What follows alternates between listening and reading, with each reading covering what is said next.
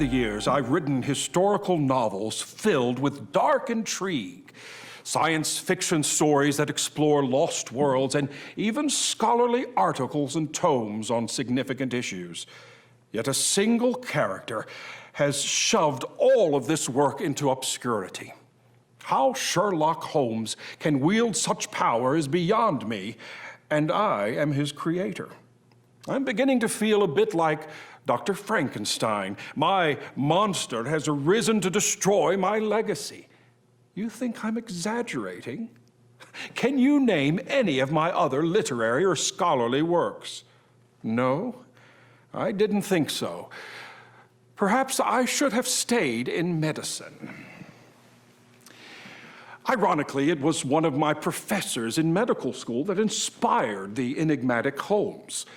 His name was Joseph Bell, as logical a man as ever lived.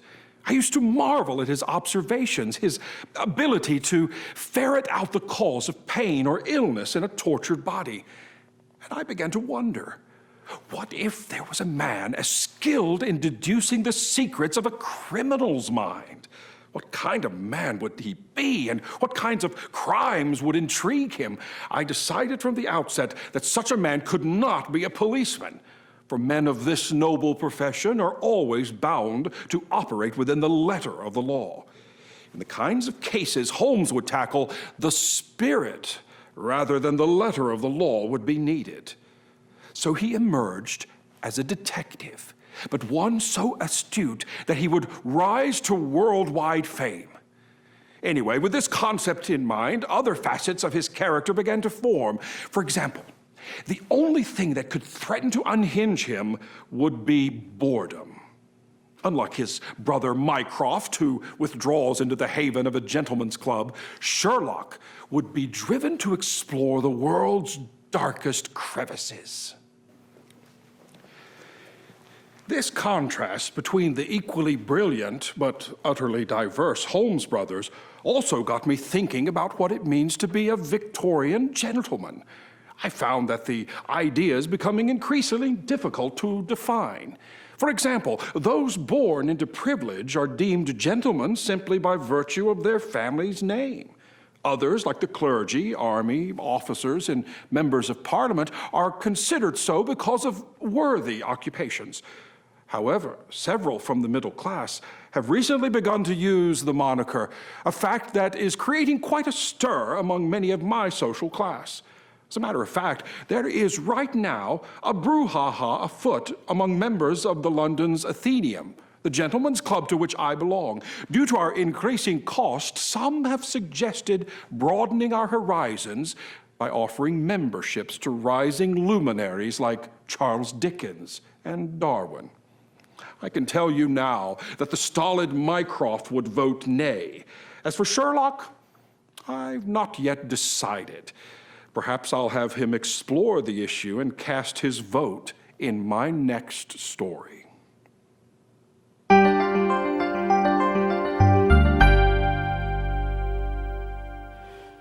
Well, news of my knighthood has been noised abroad, and the letters and telegrams keep coming in. America, Australia, Canada, India.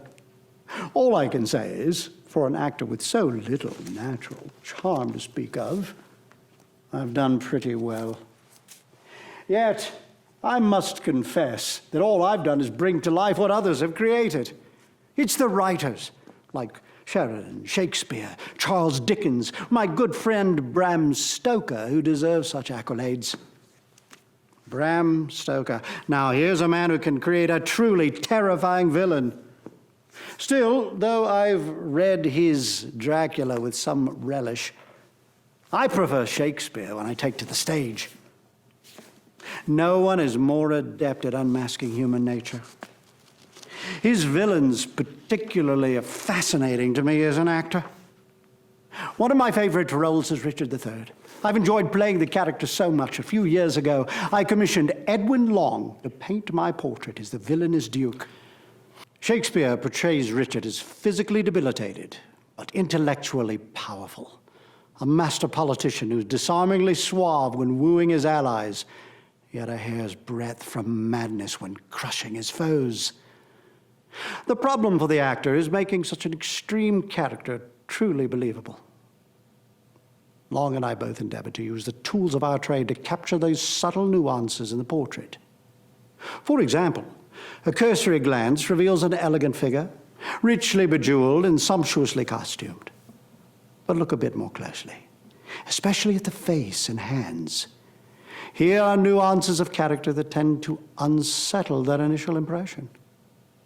Notice how the reflective nature insinuated by the furrowed brow and pensive gaze is offset by the faint smirk and careless fingering of my royal ring. These details serve to reinforce the visual tension I've tried to create through body language. You don't see it. Oh, well. I suppose it's only we painters and actors that are obsessed by such minutiae. But I won't complain. After all, my obsession has won me a knighthood.